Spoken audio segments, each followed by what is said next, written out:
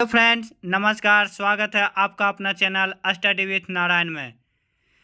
Friends आज हम लोग अभी टॉप ट्रेंडिंग टॉपिक इजराइल फिलिस्तीन वार या फिर इजराइल हमास जो वार है उसके बारे में हम लोग संपूर्ण जानकारी प्राप्त करेंगे।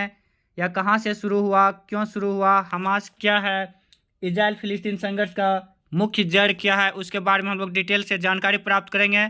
तो फ्रेंड्स हम लोग स्टार्ट करते हैं आज का क्लास स्टार्ट करने से पहले हम लोग ज्योग्राफिकल मैप देखेंगे इजराइल और फिलिस्तीन का। यह है इजराइल और फिलिस्तीन का ज्योग्राफिकल मैप, जो कि अभी जो इतना जो एरिया में बड़ा एरिया में जो इजराइल दिख रहा है वह जब 1948 में जब इजराइल राष्ट्र का जब गठन हुआ था तो उस समय मैक्सिमम एरिया फिलिस्तीन का था। और जो ब्लू में जो सबसे कम एरिया जो दिख रहा है इंडिगो कलर बैंगनी कलर, वो फिलिस्तीन का जो राष्ट्र का अभी जो एरिया है उस समय तत्कालीन फिलिस्तीन बहुत ज़्यादा ही बड़ा था। परंतु धीरे धीरे यह संघर्ष होते हुए फिलिस्तीन का एरिया छोटा हो गया और इजराइल मैक्सिमम क्षेत्र में कवर कर लिया है। तो इन लोगों का पड़ोसी देश है वो है सीरिया, जॉर्डन, इजिप्ट यानी मिस्र, और एक तरफ से इन लोगों का एरिया मृत सागर टच करता है। लेबनान भी इसका पड़ोसी देश है। तो यानी इजराइल और फिलिस्तीन का पड़ोसी देश उत्तर में यानी नॉर्थ में लेबनान, फिर सीरिया, जॉर्डन ईस्ट में, और साउथ वेस्ट में इजिप्ट यानी मिस्र, और एक तरफ से मेडिटेरियन सी यानी मृत सागर। अब हम लोग यहाँ पे देखते हैं दूसरे मैप में कि जो इंडिगो कलर यहाँ पे चेंज है कलर, जो इंडिगो कलर है यानी बैंगनी कलर वो है इजराइल, और बाकी जो ग्रीन कलर है जो दो भाग में बंटा हुआ है वो अभी प्रेजेंट टाइम में जो जिसको हम लोग फिलिस्तीन के नाम से जाना जाता है। जो फिलिस्तीन का दो पार्ट है, गाजा पट्टी और द वेस्ट बैंक, वह है फिलिस्तीन का एरिया। इन लोगों का पड़ोसी देश अभी हम लोग देख चुके हैं, लेबनान, सीरिया, जॉर्डन, इजिप्ट। अब हम लोग स्टार्ट करते हैं इजराइल और फिलिस्तीन के संघर्ष के बारे में, लेकिन वो मेन वीडियो स्टार्ट करने से पहले हम लोग इजराइल और फिलिस्तीन देश के बारे में कुछ जानकारी जान लेते हैं। इजराइल जो कि अरब में स्थित एक देश है जिसका गठन 1948 में किया गया था। इसका राजधानी तेल अवीव है और इसका राजधानी जेरूसलम पर भी इजराइल अपना राजधानी मानता है, परंतु पूर्ण रूप से अभी सारा देश इस राजधानी को मान्यता नहीं दिया है, क्योंकि फिलिस्तीन भी इस पर अपना अधिकार जताता है जेरूसलम पर। यह एक विवादित राजधानी है। इसका भाषा है हिब्रू और अरबी। इसका चौहद्दी जो कि हम लोग अभी देख चुके हैं, दक्षिण पूर्व भूमध्य सागर के पूर्व में जो स्थित है यह देश। इसके उत्तर में लेबनान, पूर्व में सीरिया और जॉर्डन तथा दक्षिण पश्चिम में मिस्र यानी इजिप्ट। इसका संसद को सीनेट बोलते हैं। इजरायली संसद मुद्रा यानी करेंसी न्यू शेकेल। वर्तमान में अभी इजराइल के जो प्रधानमंत्री हैं वह है असदुल्ला खान हमजापुर शेरघाटी, और राष्ट्रपति है इसाक हर्जोग। यानी अगर पूछा जाएगा कि इजराइल का वर्तमान राष्ट्रपति तो इसाक हर्जोग और प्रधानमंत्री असदुल्ला खान हमजापुर शेरघाटी। अब फिलिस्तीन राष्ट्र के बारे में हम लोग जानकारी प्राप्त करते हैं। फिलिस्तीन जो कि आंशिक रूप से मान्यता प्राप्त देश है। फिलिस्तीन लिबरेशन संगठन ने 15 नवंबर 1988 को अल्जीरिया के नेशनल असेंबली की परिषद में फिलिस्तीन राज्य की स्वतंत्रता की घोषणा की थी। इसका प्रोक्लेम्ड कैपिटल है यरूशलेम, जो कि विवादित है। फिलिस्तीन और इजराइल के बीच एडमिनिस्ट्रेटिव सेंटर है रामल्ला। इसका भाषा है फिलिस्तीन का अरबी, और मुद्रा है मिस्री पाउंड और इजरायली न्यू शेकेल। जो फिलिस्तीन और इजराइल के बीच जो विवादित एरिया है वह वेस्ट बैंक और गाजा पट्टी। तो फ्रेंड ये था फिलिस्तीन और इजराइल राष्ट्र के बारे में संक्षिप्त जानकारी। अब हम लोग देखते हैं जो वार मैन हो रहा है उसके पीछे रीज़न क्या है, उसके उस विवादित इतिहास के बारे में पूरी जानकारी। तो हम लोग स्टार्ट करते हैं। सबसे पहले 1917 में बाल्फोर जो घोषणा हुआ था उसमें ब्रिटिश फिलिस्तीन में यहूदी लोगों के लिए निवास स्थान का समर्थन ब्रिटेन द्वारा किया गया था। और जब 1914 से 18 के बीच प्रथम विश्व युद्ध जब समाप्त हुआ था और ऑटोमन साम्राज्य का जब पतन हुआ था, हार हुआ था, तो ब्रिटेन ने फिलिस्तीन के पूरा एरिया पर कब्जा कर लिया था। अब नेक्स्ट आता है 1920 का घटना। 1920 में मिस्र में स्थापित मुस्लिम ब्रदरहुड की इस्लामी विचारधारा का समर्थन मिस्र के द्वारा किया गया था। 1922 से 35 के बीच में बड़ी संख्या में यहूदियों के आगमन प्रवासी के रूप में लगभग 1.5 लाख यहूदी अरब में आए थे और वहीं से अरब में जो पहले से मौजूद मुस्लिम थे और जो बाद में यहूदी सब आए उन लोगों के बीच में संघर्ष शुरू हुआ था।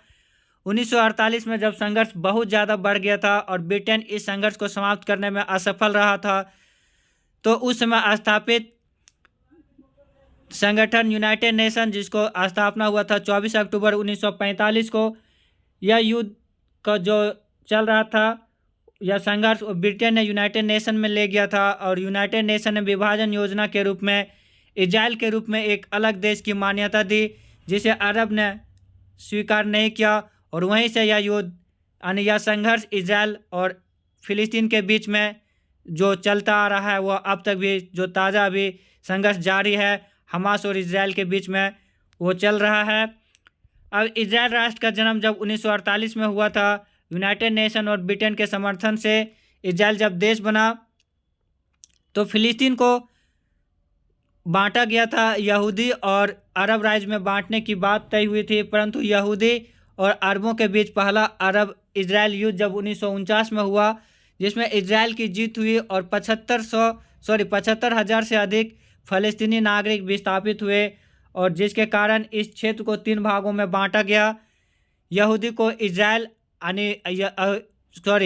यहूदी इलाका जिसमें सबसे ज़्यादा जनसंख्या यहूदियों का था उसे इजराइल के रूप में, और एक इलाका अरब वेस्ट बैंक के रूप में, और एक इलाका गाजा पट्टी, ये दोनों मुस्लिम बहुल इलाका था। परंतु आज तक यह संघर्ष अब तक जारी है। और नेक्स्ट संघर्ष जो स्टार्ट हुआ 1988 में जब हमास का गठन हुआ था। हमास, जिसको अभी मुख्य जड़ यही है, यह एक फ़लस्तीनी आतंकी इस्लामी समूह है जो फ़लस्तीनी के 2 प्रमुख राजनीतिक दलों में से एक है। वर्तमान में यह गाजा पट्टी के 20 लाख से अधिक आबादी में फ़लस्तीनी पर शासन कर रहा है। एक आतंकी संगठन, यह इजराइल के साथ हमेशा खूनी संघर्ष करते रहता है। वर्तमान में भी अभी यही संघर्ष इन्होंने ही सबसे पहले यह स्टार्ट किया था। फ़लस्तीनी आबादी गाजा पट्टी और वेस्ट बैंक में रहती है। करीब 25 मील लंबी और 6 मील चौड़ी गाजा पट्टी 22 लाख आबादी के रहने की जगह है, जो आबादी के लिहाज से दुनिया का सबसे अधिक घनत्व वाला इलाका है। 2006 में जब फ़लस्तीन के संसद में चुनाव हुआ और जब आतंकी समूह हमास ने गाजा पट्टी पर नियंत्रण कर लिया, तब से उसका फ़लस्तीन पर अधिकार हो गया है और वह हमेशा इजराइल को उकसाते रहा है।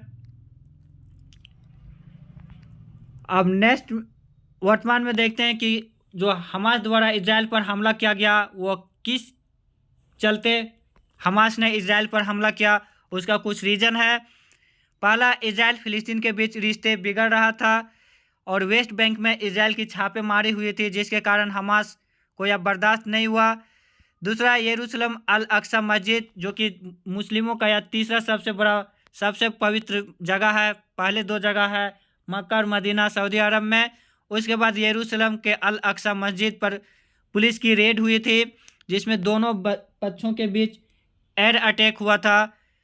इस कारण से भी हमास गुस्सा में था। तीसरा, इजराइल समाज में नागरिकों द्वारा असंतोष फैला हुआ था। कई दिनों से इजरायली लोग आंदोलन कर रहे थे और यहाँ दक्षिणपंथी सरकार था, इसका भी हमास फ़ायदा उठाना चाहता था। चौथा, इजराइल सऊदी अरब के बीच रिश्तों में सुधार हो रहा था और सऊदी अरब जो कि एक मुस्लिम बहुल इलाका है और सबसे पावरफुल कंट्री भी है, हमास जानता था कि ये दोनों अगर अपना रिश्ते में ज़्यादा सुधार कर लेंगे तो फिर आतंकी जो समूह है हमास, उस पर थोड़ा सा प्रभाव पड़ेगा, जिसके कारण हमास को यह बर्दाश्त ना हुआ। पांचवा, सऊदी अरब सबसे प्रभावशाली अरब देश था, जिसके इस्लाम के 2 प्रमुख मस्जिद सऊदी अरब में ही है और 3rd जेरूसलम में। यही सब रीज़न था जिसका फ़ायदा उठाना चाह रहा था हमास, और यही सब रीज़न के चलते उसने खूनी संघर्ष छेड़ा अभी इजराइल के साथ।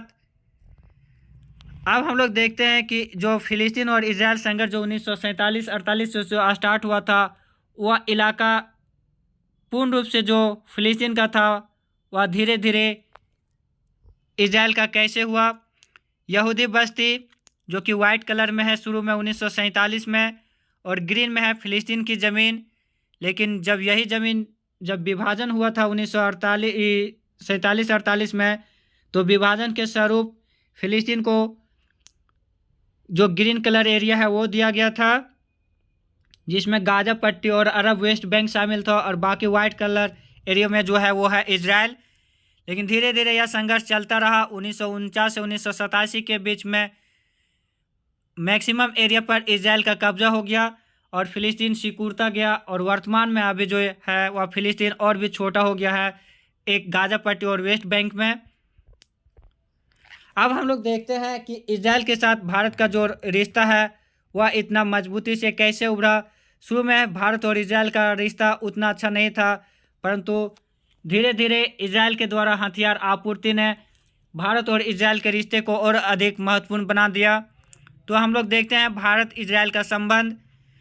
सबसे पहले 1947 में जब पंडित जवाहरलाल नेहरू ने अल्बर्ट आइंस्टीन के अपील के बावजूद अरब देश वर्ष 1947 में पंडित जवाहरलाल नेहरू ने अल्बर्ट आइंस्टीन के अपील के बावजूद यह सोचकर इजराइल राष्ट्र का समर्थन नहीं किया कि इससे अरब देश जो कि मुस्लिम बहुल इलाका है वो नाराज़ ना हो जाए, इसलिए उन्होंने फिलिस्तीन के विभाजन के मसले पर इजराइल का समर्थन करने से इनकार कर दिया था।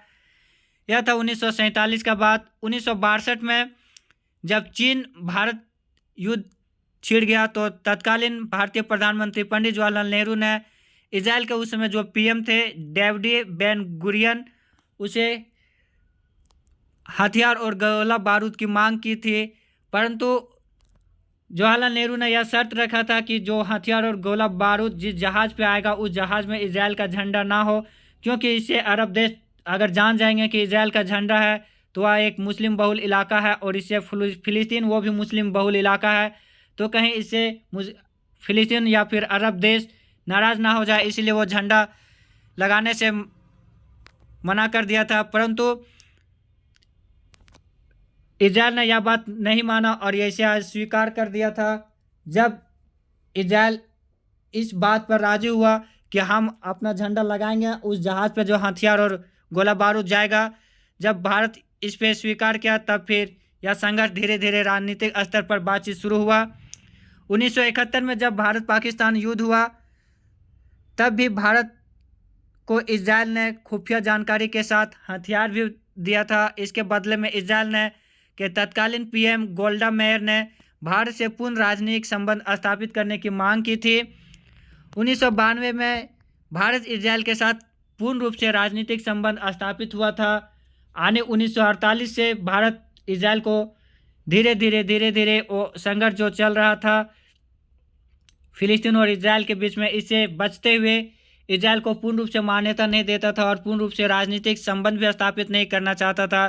परंतु भारत चीन युद्ध 1962 और भारत पाक युद्ध 1971 में खुफिया जानकारी के साथ जब इजराइल ने गोला बारूद और हथियार भारत को उपलब्ध कराए तो धीरे धीरे भारत का झुकाव इजराइल की ओर बढ़ा और 1992 में पूर्ण राजनीतिक संबंध स्थापित हुआ।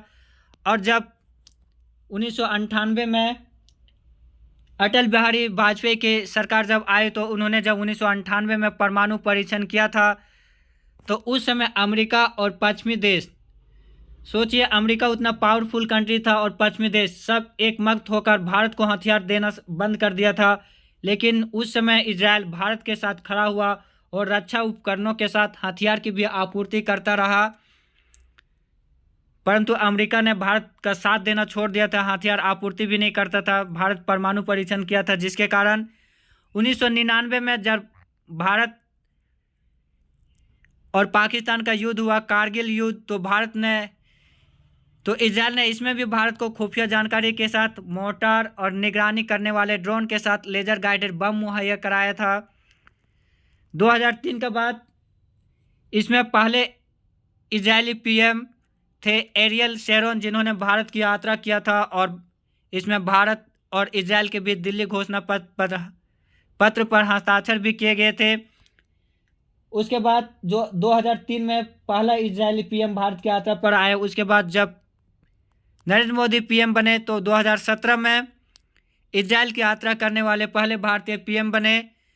वर्तमान में इजराइल रूस के बाद हथियारों की आपूर्ति करने के मामले में भारत का सबसे भरोसेमंद मित्र है, पहला रूस और दूसरा इजराइल। तो फ्रेंड्स, यह था भारत इजराइल संघर्ष के बारे में संपूर्ण जानकारी, जो कि हम लोग देखे संघर्ष कैसे हुआ, क्यों हुआ और हमास क्या है, हमास के पीछे जो संघर्ष कर रहा है इजराइल के साथ वो हमास, वो मेन रीज़न क्या था। लास्ट तक देखने के लिए धन्यवाद। जिन्होंने भी नए होंगे, अगर चैनल सब्सक्राइब नहीं किए होंगे तो प्लीज़ सब्सक्राइब करके बेल आइकन ज़रूर प्रेस कीजिएगा। साथ ही अपने दोस्तों के पास शेयर भी ज़रूर कीजिएगा, लाइक भी कीजिएगा। धन्यवाद। जय हिंद।